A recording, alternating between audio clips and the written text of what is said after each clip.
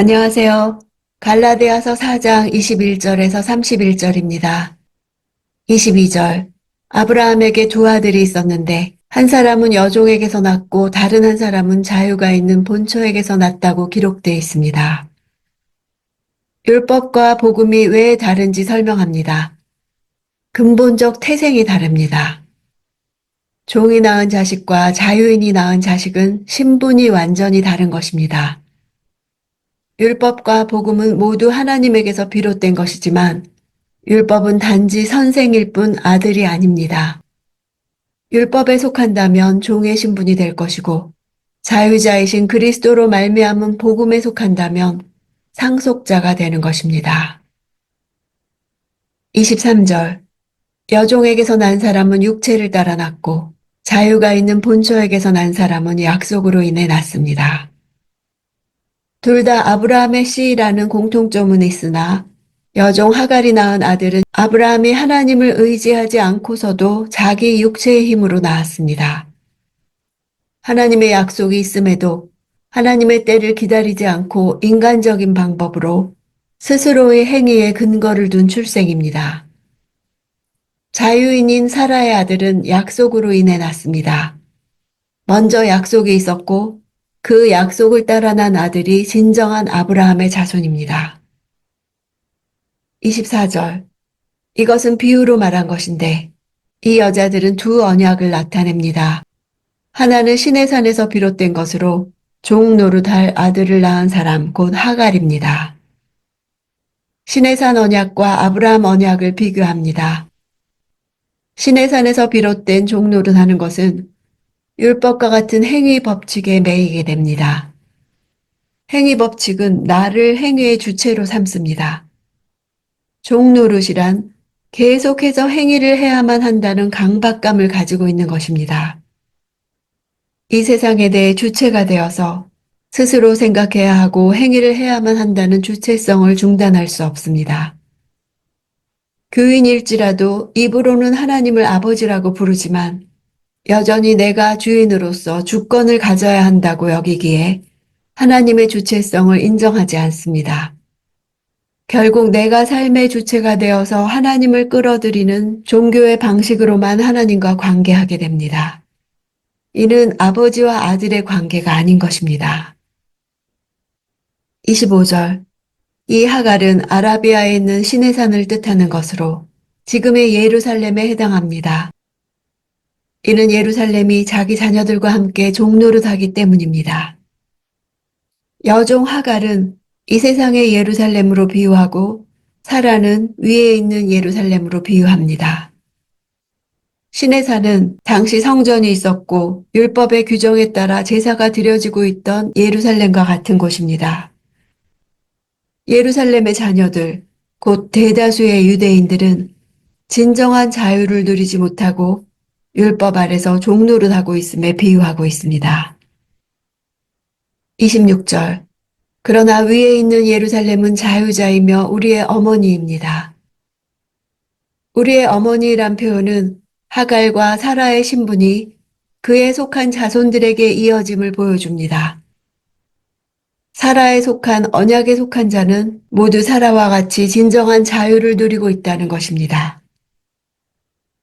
27절. 기록되기를 임신하지 못하는 여자여 기뻐하라. 해산의 고통을 모르는 여자여 소리 높여 외치라.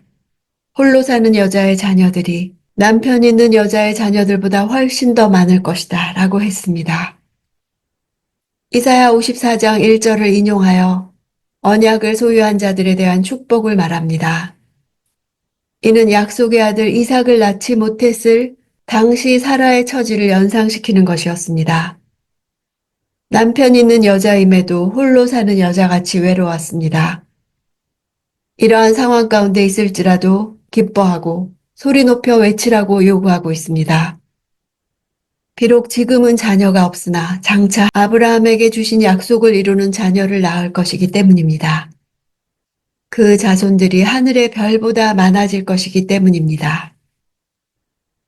29절. 그러나 그때 육체를 따라 난 사람이 성령을 따라 난 사람을 핍박한 것 같이 지금도 그러합니다. 약속을 붙들어야 하는 이유는 육체를 따라 난 자가 성령을 따라 난 자를 박해하기 때문입니다.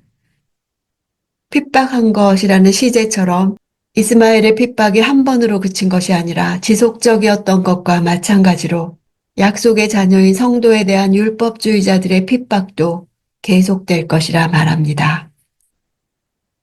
30절. 그런데 성경은 무엇이라고 말합니까? 여종과 그녀의 아들을 내쫓으라. 여종의 아들이 자유가 있는 본초의 아들과 함께 상속받지 못할 것이다 라고 했습니다. 성경을 인격적 존재인 것처럼 지금 현재 말하고 있는 듯이 표현했습니다. 그것은 이 사건의 의미를 지금 갈라디아 교회에 있는 율법주의자들에게 적용시켜 그들이 여종과 그 아들과 같이 유업을 받지 못하고 쫓겨나는 것이 명백한 하나님의 뜻임을 강조하는 것입니다. 31절. 그러므로 형제들이여 우리는 여종의 자녀가 아니라 자유가 있는 본처의 자녀입니다. 여종의 자녀에는 정관사가 사용되지 않았으나 자유가 있는 본처의 자녀에는 정관사가 사용되었습니다. 그것은 바로 후자가 갈라디아 교인들의 신분과 정확하게 일치함을 강조하는 것입니다. 갈라디아 교인들은 자유가 있는 본초의 자녀인 이삭과 같이 언약에 속한 자이며 약속된 유업을 받을 자임을 분명하게 다시 한번 확인시키고 있습니다. 임신하지 못하는 사라에게 약속을 주셨듯 우리에게도 하나님은 많은 말씀들을 약속으로 주십니다. 그 말씀들은 믿음을 요구하는 명령들입니다. 나를 바라보면 생명을 낳지 못하는 불임이요 소망이 없으나 약속을 붙들고 기도할 때 약속의 자녀를 낳게 하십니다. 믿음은 이 땅에서 박해를 받습니다.